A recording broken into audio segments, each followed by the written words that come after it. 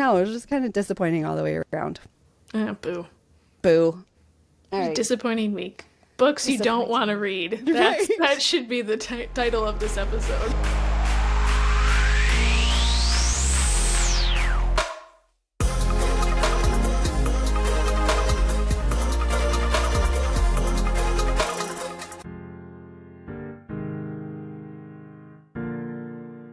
Welcome to Savor the Story podcast, where books and snacks are life. I'm Nicole. That's Vanessa. Hello. Hello. Hello, it was your birthday yesterday. Huzzah. I hope you had a wonderful time. Best day ever. Yes, I knew it. I'm sure it was great and grand and fun, and we might have done things. Yeah. I know I do have plans. Okay. Soon. Okay. Do you know what those plans are? No? Thanksgiving? No, I'm gonna go see Project Hail Mary. Oh, your birthday plans. Got you. Yes, that is next week. Real time plans. Yes. So, yeah. For those of you who don't know, March 20th is the big day. I decided today was the day I needed to talk to it, is because in recording time, I know I sent this to you, but the second trailer for the movie just came out. It did. You are correct.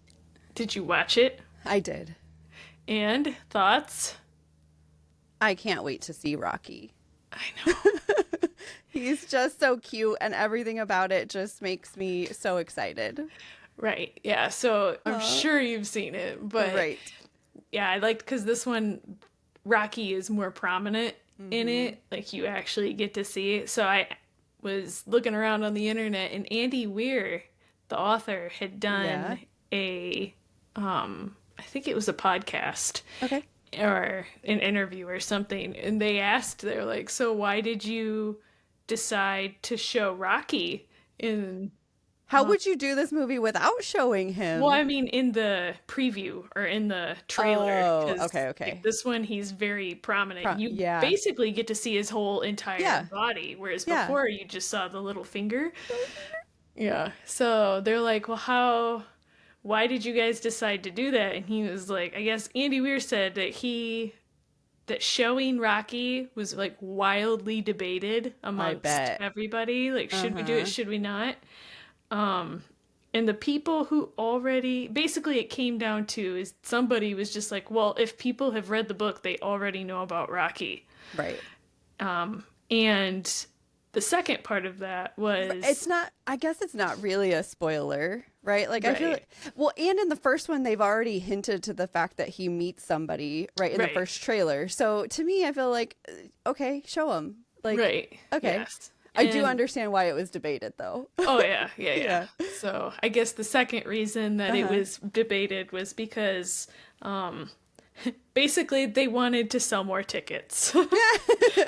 And so they thought that if they showed Rocky, it would generate more interest and more people would go see I could see that for sure. Yeah, because I definitely got more of like the cute Rocky vibe from the second trailer, where you kind of get a little more of like what his personality is going to be like. And so I feel like if you're trying to sell tickets, it's a good way. You pull some interest for sure. Yeah, I know in the book he's described as almost like spider-like. And I was hoping, part of me was hoping that it was like sci-fi horror spider. Oh no. But it looks like it's gonna be adorable. Yes. Alien spider. He kind of looks like made out of stone almost. Yeah. Like he looks like a rock spider. But I think it's cute. I did too. So I had to talk about it. I didn't want to wait. Course. So sorry to take your thunder next week. No, all I was gonna say was that the movie came out, or the movie comes out, or whatever. So nothing crazy. Yeah. No. I'm excited. I can't wait. I'm so excited that it's soon. Are you going opening day? I might have to. Okay. So, yeah, I might have to. Yeah, I think my plan, I'll probably try to go like that Friday. That I think it comes out Thursday, but oh yeah, I'll come out. I'll come out. I'll go see it sometime in that weekend. Okay. Right? Yeah. Yeah, I think I'll do Friday, maybe Saturday morning. Oh yeah. Just to make it easier on Timothy, but yeah. Oh, I'm so excited. I know.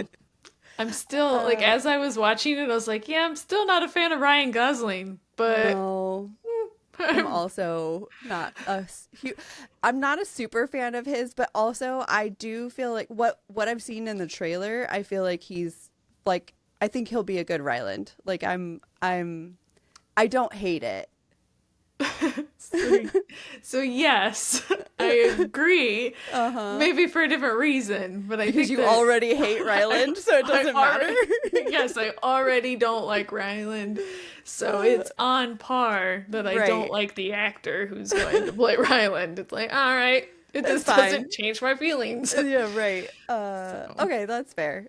Okay. How exciting. I wonder if we're going to have another trailer before it actually comes out. I don't know how many they usually release. Maybe I would expect maybe one more before. Yeah, that makes sense. Before it comes out. Maybe like one more in the new year. Yeah. Yeah. Just to really hype it up if they're really trying to sell tickets.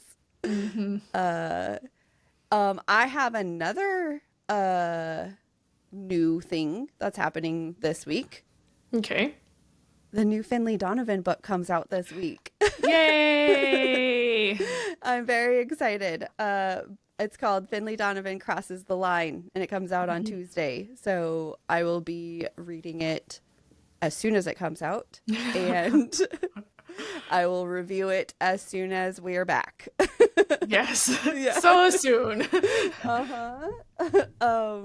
Yeah, as soon as we're back from our leave. So whenever that happens, the review will happen, but just don't expect it like next week. But yeah, I'm excited about that. I can't wait. Yay. I think I pre-ordered it already. Nice. I think so. So it should just download immediately as soon as it goes, and then I'll be like, oh my God. Best day ever. Best day ever. I love when I pre-order books and then forget about it. Yes. It's like Christmas. It is. It just shows up in your like Audible, and you're like, oh yeah. I love this book. Yes. I'm pretty sure I have at least like 3 books pre-ordered on Audible, specifically on Audible. And I'm very excited. Yeah. That's like I said. So many things. It's the best feeling. So I was going to tell you about my bookish weekend. Oh, yes. Tell me. I don't have a lot to say about it, but I do have some books specifically that I want to like call out that I'm excited about that I bought. So if you will allow me. So first, so I went to, it's called Cozy and Bookish, Ohio. And it's like this cute little market thing that they put on. It's really small. It's a free event. You can just go in. They do have tickets where they're like timed tickets, so just so that it's not overcrowded at any given time. But it's free. And so I went to that, and they had a bunch of authors there, all like local indie authors. On Saturday, I bought 12 books. I know. I saw your Instagram video. And on Sunday, if you follow us on Instagram back in November, you would maybe have seen my post about Cozy and Bookish. If not, then I bought 12 books on Saturday, and I bought 6 more on Sunday, because on Sunday they had it was a 75% turnover. So 25% of the people that were there on Saturday were still there on Sunday. But then there were some other ones. And so I'm not going to share all what is that, like 18 books? 18 books. I'm not going to share all those. I have like a stack of 7 here that I really want to share with you for various reasons. Okay, so the first one is called The Winter Witching by Emma Steinbrecher. And I bought this. If you're not on video, you can go on there, or you could go back to our Instagram back in November and see the books on there. I'll also link everything that I can link in the description so that you can go support these indie authors. I bought this book specifically for its cover. Like, I saw the cover and I was like, it's so pretty. It's got, let me show you the hardcover of it too. It's got this pretty castle on it. Oh, nice. It's so pretty, and literally just walked by it. Obviously, the witching part of it pulled me in as well, because I was like, ooh, that sounds fun. But I just thought it was really pretty, and I was like, all right, I'm buying that book. So I wanted to share that one. Yeah. I was going to say, I was trying to remember, like, when they paint the edges of the page, is that called something? Sprayed edges? Okay, thank you, because I wanted to call it edging, and I know that's not the right term. So I kept saying, I really like edging, and I was like, nope, that's not right. Edges. Yes. Yeah, so that one, cover only, brought me in. This one is called From Gray by Lisa Arcona. And I bought this one because it was the only sci-fi book that was there.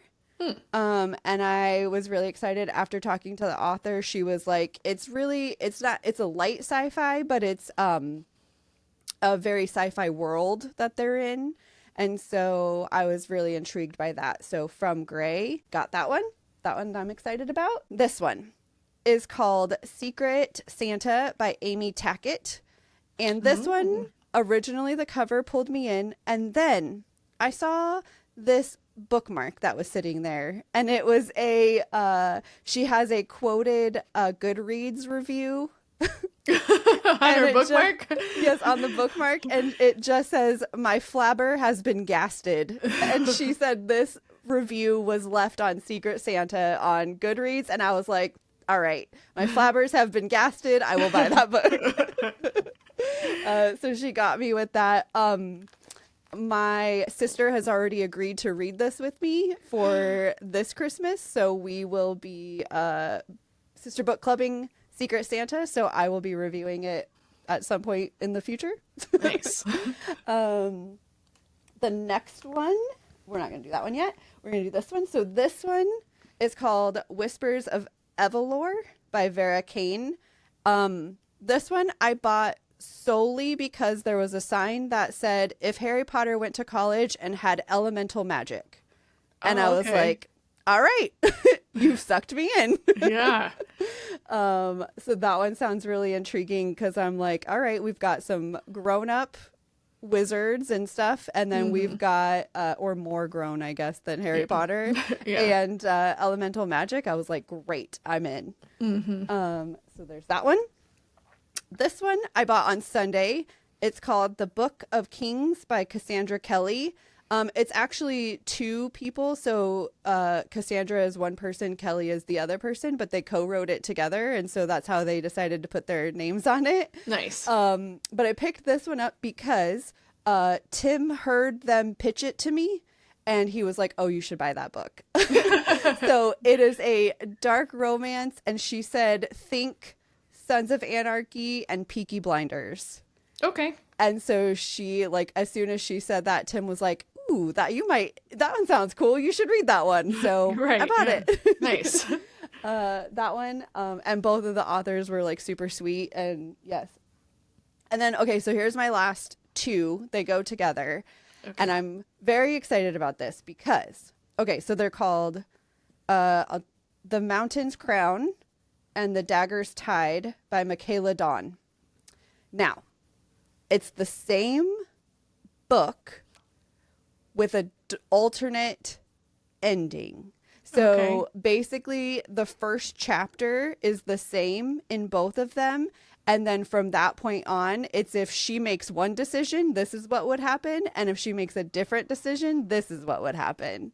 And so like a choose your own adventure. Yes. And I was super intrigued by that description. And I was like, oh my God, I'm buying that. I need to know what that's about. So these will be definitely coming soon. I will let you know how that goes, but I'm very excited about that. I think that's super cool. Yeah, that's really interesting. I feel like in the past we've had similar conversations about books like that. We're like, man, why don't more authors do a more choose your own adventure style book? So that's really interesting that you actually found one. That I found one, yes. And so I actually went to this table when the author wasn't there. It was like her best friend was pitching it. Excuse me. And she was like, I read the Mountain's Crown first because that's what came out first, and she was like, I loved it. I was like so against another book because she was like, I loved how that one ended and I couldn't think of any other like way to end it. And she was like, and then I read The Dagger's Tide and I'm very conflicted of like which one I like more, like which ending I like better. Okay. So I'm excited to see like what I think too. Are you gonna read it the same way? I think so. I think I'll read it in how like publication order, basically. Okay. Yeah. So I'm excited about that one. That one immediately, I was like, I don't even care what it's about. I'm intrigued in like the having the same story but a different outcome vibe. Yeah. Maybe I'll buy the books and I'll read it the opposite way. Oh. And see if it changes like how. Yeah. Like how you feel about it. Or even how like I perceive things or whatever. And then we can just like have a conversation about like that would be interesting. I didn't get this part and then like I read the second book and I was like, oh, yeah. What? So yeah, I don't know. I don't know if that changes, but I'm willing to try it. Okay. That sounds great. We should definitely do that. I'll find the link to her stuff and send it, or because I haven't looked yet to see if anything's on like what's on Kindle Unlimited, what's not, like any of that stuff. So, but I'll check and I'll look at that one up and see and send it over to you. Yeah. How exciting! Yes. It was a very, very bookish weekend. I definitely went over budget. To be fair, I didn't have a budget going in, which is maybe where I had a problem. Yes. But everything just sounded so fun. Yeah. It's not like you're going to these things every weekend, right? Like, exactly. Like I probably won't go to another one for another at least like 6 months or more. So I'm not like super whatever. But I don't know, it's also really hard when all the authors are so sweet. And so like I have one little conversation with them and I'm like, all right, I'll buy your book. Yeah. I get so influenced so easily. Yeah, that is a problem. Yeah, and Tim's no help. Like him going with me on the second day, because he didn't go on Saturday, but on Sunday he went, and that is not any more help because, like I said, there was that one, and he was like, "Oh, you should buy that one." I think I brought you to stop me. Yes, you were supposed to save me money. But that's all the ones that obviously I'm excited about all the books that I bought, but those specifically were ones that like I just thought were fun to point out.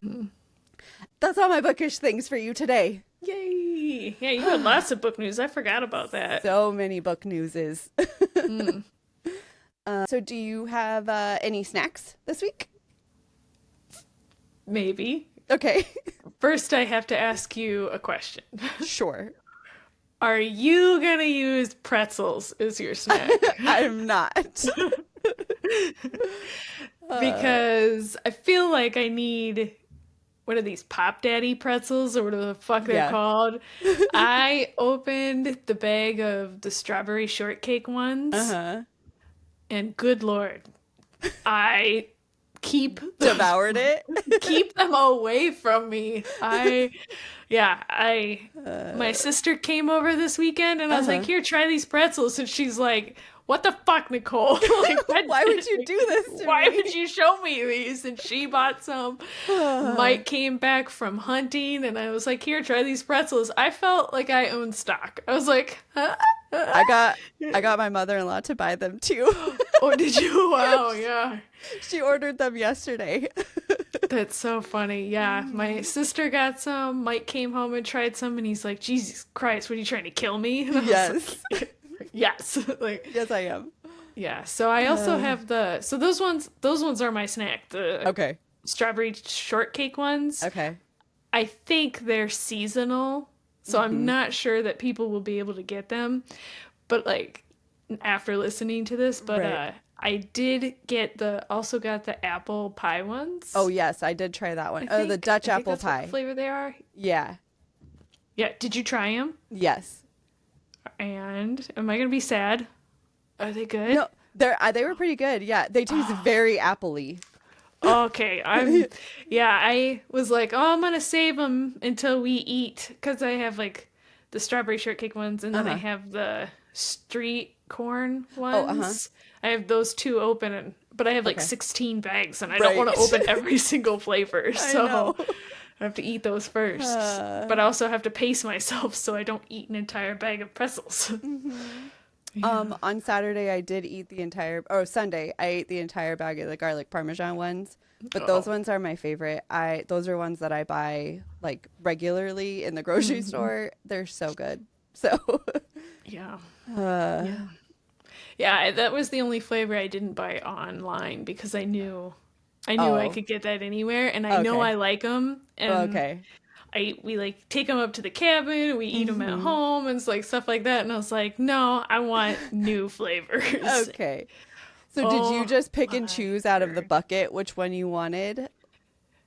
Yes. Like to buy individually? Okay. Yeah.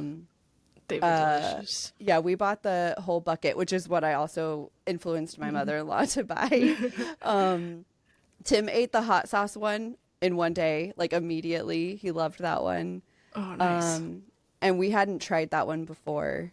And then I don't think we've opened the strawberry shortcake one. Okay. But the apple Dutch one, Dutch apple pie one, we did open it, and it was pretty good. Tim was like, "Oh no, you hate these." And I was like, "Oh, do I?" You will not like these. So like not to keep talking about them, but the strawberry ones, when you open it, the pretzels are so flavored that they're pink. I believe it. Like there's so much flavor on them that the pretzels are basically pink. And I was like, oh, like I opened the bag, I was like, oh shit, it's over. And I ate one and I was like, yep, I have to put these away. Like I can't do this. Oh no. You know what? I'm going to have to go double check that he hasn't opened them yet, because he's home alone with them all day. So, like, yes. I don't know what's going on. I'm going to have to check it as soon as we're done. As soon as you're done here, go hide the bag. Yes. Oh, my gosh. Or at least open it and take some out so that he can't. Oh, yeah. So you can share, like, at least get some before he eats them all. Oh, yeah.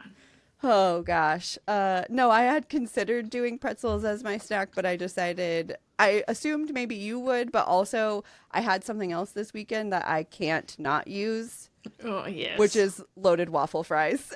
Oh, I know. You sent me that picture. Yes. I'll put the picture here. Oh, my God. They were so good. It was a cute little bar that we went to, like a brewery. Not a bar. It was a brewery. Cute little brewery. The food was excellent. Like, Tim loved the beer, so we'll for sure be going back there. But yeah, loaded waffle fries were fantastic. So that's my snack this week. Nice. Good snack. Yes. All right. Are you ready? You're not ready. I am trying to become ready. Okay. For those of you who can see, like I am having major technical difficulties. You are in the darkness. Yeah. Don't worry, it'll be fixed. Yes, I'm going to order things to make this better, because it is getting ridiculous, getting out of hand. Stupid daylight savings. Ugh. All right. All right. Now, do you have books to share? I do have a book to share. Okay. So this book is called Crow Talk. It is by, I know, it is by Garvin. Okay. I listened to this book. It's an audiobook. It is a fiction book. Some of the triggers are, there's a lot of like dealings of grief because of like the death of a loved one, and alcoholism. What was the genre again that you said? Fiction. Oh, okay. Yeah. All right. So the book description. In case you may not have figured this out. Is it about a crow? It could be. All right. So there's a woman. Her name is Frankie, and she is, I'm going to say this. Oh, I'm going to mess this up. As I was writing it down, I was like, that can't be the right spelling. Have I been saying this wrong? An ornithologist. Okay. A person who studies birds. And she is currently in a town called Beauty Bay. And she's left where she lived prior to that. She's staying, just showed up. She's trying to figure out her next steps. She's had kind of a falling out with her college advisor, which has caused her to drop out of college and move back home to, try to figure things out. So additionally, there's another woman. Her name is Anne. She's also in Beauty Bay, and she is an Irish musician. She's on a work break following the death of her best friend. Okay. Yeah, so she's dealing with the grief from that, and she's also dealing with her small son. I think he's 5 or 6 in this book, and he is refusing to speak. So, okay. Yeah. And between those two... Nonverbal by choice? Yeah, so in the book, he part of the whole thing is they're waiting on, because he got a whole bunch of testing and stuff like that, but throughout the book they talk about he used to be able to talk, he used to do all these things, and then one day he just stopped. Okay. And so they're not sure if it's is he autistic or is he choosing not to speak. So he got some testing done, not in the book but previous to and they've been waiting on that stuff back to see what's going on, right? What do the professionals, air quotes, think, right? Okay. And I'm sure you can imagine all of this is, also taking a toll on her marriage. So it's causing some friction there. Okay. So when Frankie finds a small injured baby crow, she decides to nurse it back to life. She does not bring it back to life. This is not Frankenstein. She nurses it back to health. But while she's doing this, she does it not really knowing that it's going to set in motion building blocks to building a new friendship between her and Anne that really changes the direction of both women's lives. Okay. Some thoughts on this book is, don't worry, Vanessa, there was barely any story about birds. Okay. If it's a crow like the one from tourist season, I'm in. Yes, it's really cute, the stuff that she talks about the crow. I would say more of the book though is because how in the beginning of chapters they'll do excerpts from or poems or stuff like that. So the beginning of there's a one or two sentence long oh, birds do these things, right? Okay. And then that kind of tells you what the chapter is going to kind of be about, right? Okay, yeah. Obviously, Frankie is a bird scientist, so she does talk a lot about birds. Okay. And how that influenced her. Like I said, the time spent with the baby crow was very cute. I wish there was more of it, though. Okay. Of the part of talking about how they're nursing him back. Right. And because of how, so I used it in my book description as part of the book description. And if you look at the actual book description, you're like, okay, this is going to play a pretty prevalent role in the book. And it doesn't. It's it's a liar. It is a liar. It's the equivalent of 2 or 3 chapters. Oh. Maybe. Okay.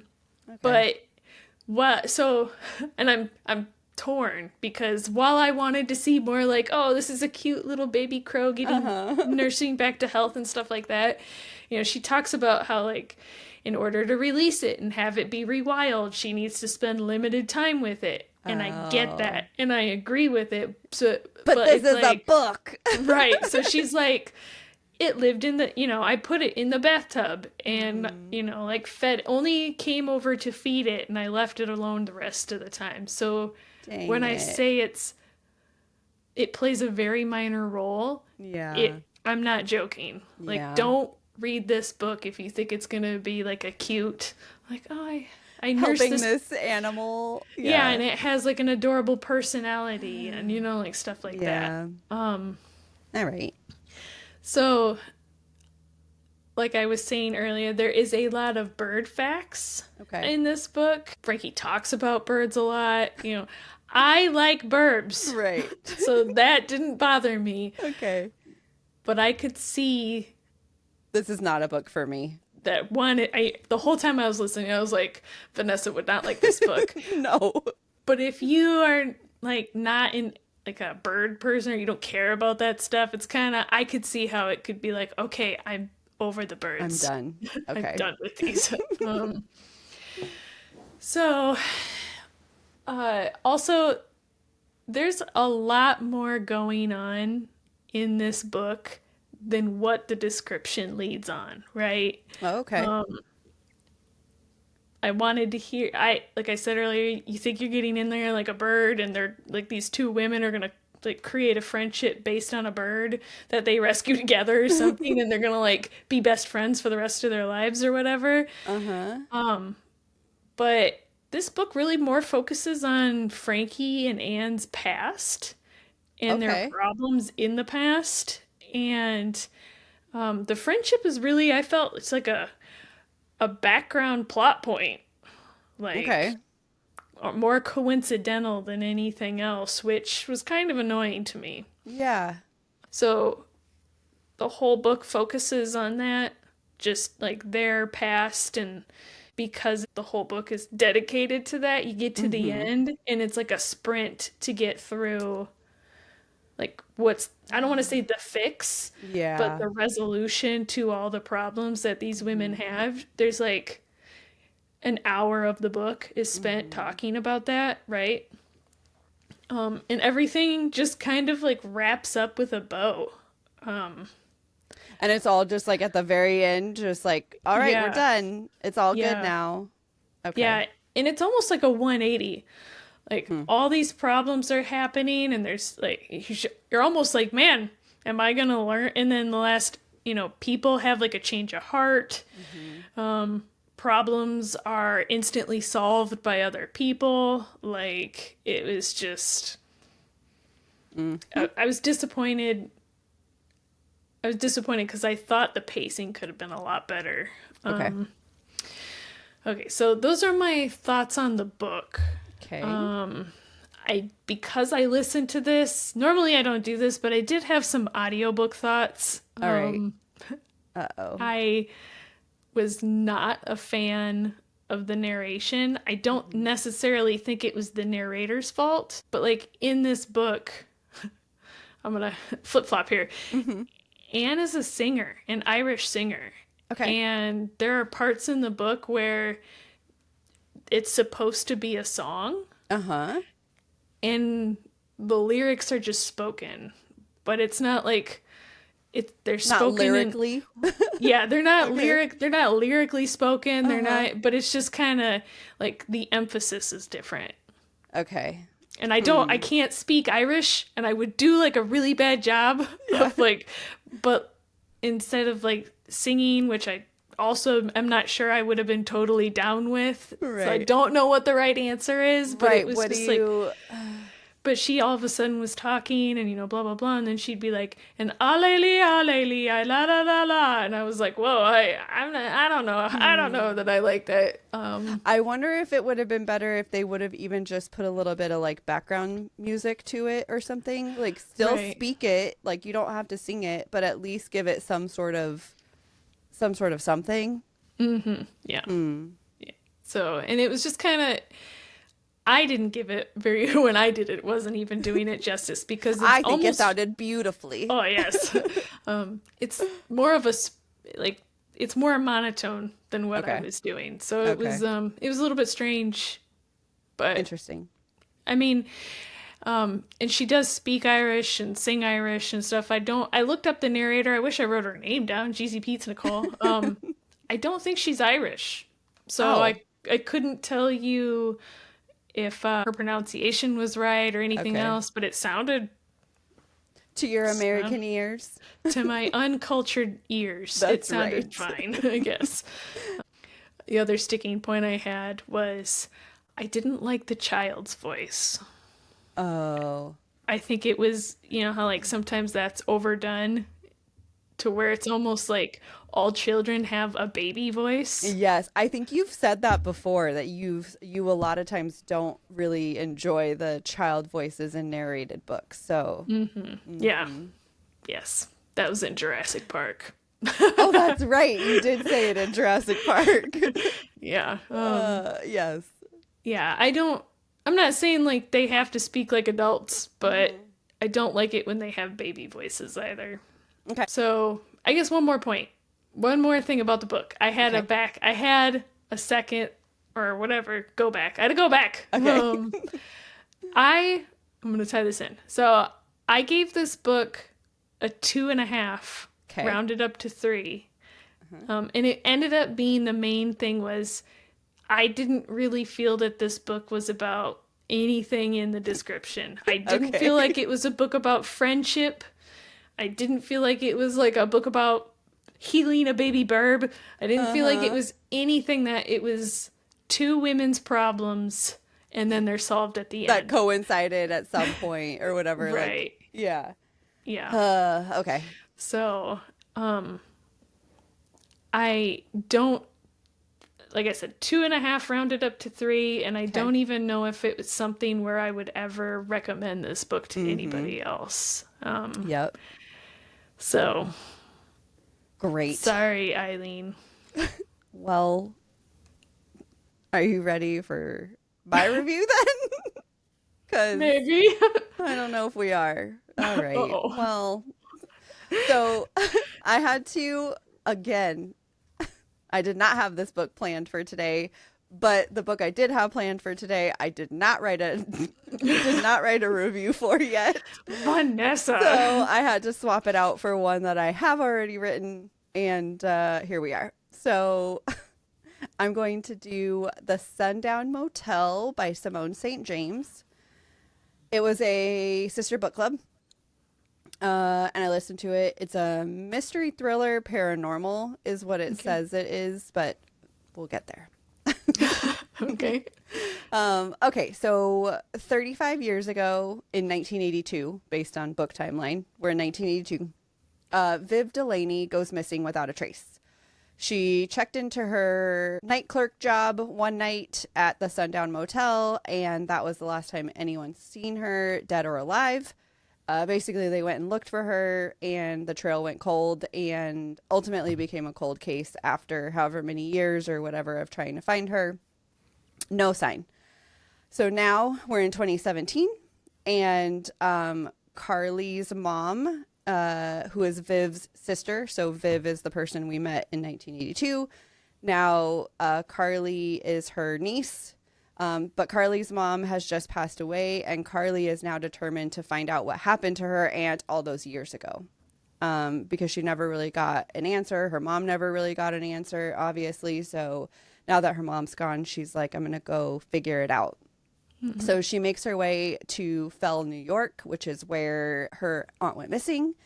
And she wants to go and like try to recreate some of her steps basically and see if she can, like, if there's information she can find, if there's any clue that was missed at some point, or maybe now that so much time has passed, maybe like she can get more information from people who are around, like all that kind of stuff. So just her luck, the same night clerk job that her aunt worked in 1982 is available.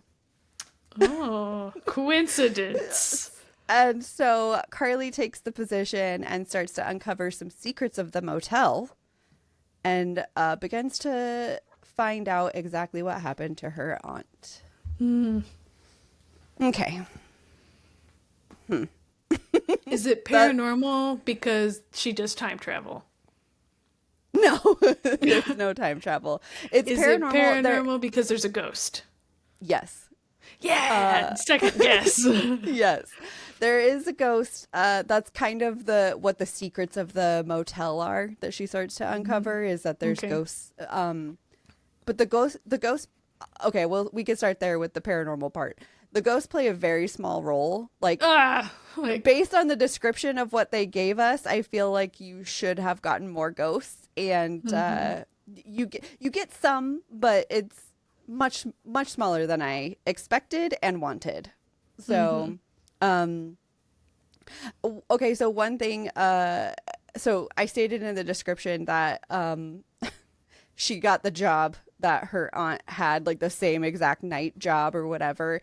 What I didn't say in the description was that she also got the apartment that her aunt used to live in back in 1982. So we're now 35 years apart, and you somehow ended up with the same job and the same apartment as her. It just is like coincidence on another level, right? Like, you know how we're always complaining about how things just happen in books coincidentally and it just like works out? Like, okay. So that's, yeah. Okay, so the story is told from 2 POVs. You do get, and 2 timelines as well. So you're going to get Carly's timeline now, and then you get Viv's point of view back in 1982. And then, like, as Viv is telling her story in 1982, it's usually followed up by a Carly chapter that's kind of uncovering the same information that you just learned about Viv doing.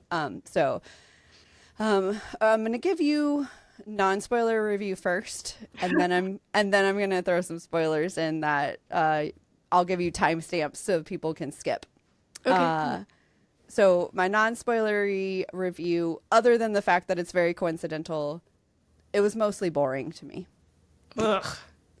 I don't remember really ever hitting a time where I wanted to DNF it. So it wasn't that much. I was interested enough into like find out what the truth of what happened was and stuff, but it wasn't like dramatic thrillery vibes or anything. It wasn't like gripping. It wasn't like, you know, any of those things. It was just mostly boring. So like day-to-day minutia. Yeah. And also I feel like I had a little bit of an issue of the like one chapter we find out all of the stuff from Viv, and then the next chapter it's basically like Carly finding out that information. So it was almost like rehashing a little bit. Yeah. I feel like it wasn't so blatant that it was like exactly the same, right? But it was enough to where I was like, all right, like, okay, I already heard this shit. Yeah, exactly. Also something that I didn't mention was that like we picked this book. It was very heavily, like, we've both seen it very heavily promoted and stuff online, like across Instagram and all the places and stuff. And so that's kind of one of the reasons we picked it. Also, we were looking for something a little more paranormally. And this didn't hit the mark on either thing. So those are really the only non-spoilery things that I can give. So now I'm going to say spoiler. And I'll put timestamps in the bottom too. But okay. So Viv's storyline goes a little bit deeper as like in her POV. Because there's a man that checks into the motel often. Like he'll just come and spend like one night there or whatever. And she gets bad vibes from him. So she gets like this gut feeling that he's a bad guy. Okay. And at the time in 1982, Viv is like, I can't remember exactly how old she is, but she's somewhere between like 18 to 22. Okay, so she's younger. Yeah, younger. She like just left home. She's just trying to make it on her own, like whatever. And she's in this new place. Like she just moved here. She's at this creepy motel, and she's getting these like bad vibes from this dude. And instead of leaving it alone, she decides to like look into him. She starts following him. She starts like all this stuff. And I'm thinking like the whole time I was like, if you're right, okay, so like there is a chance that you're wrong and the dude's fine.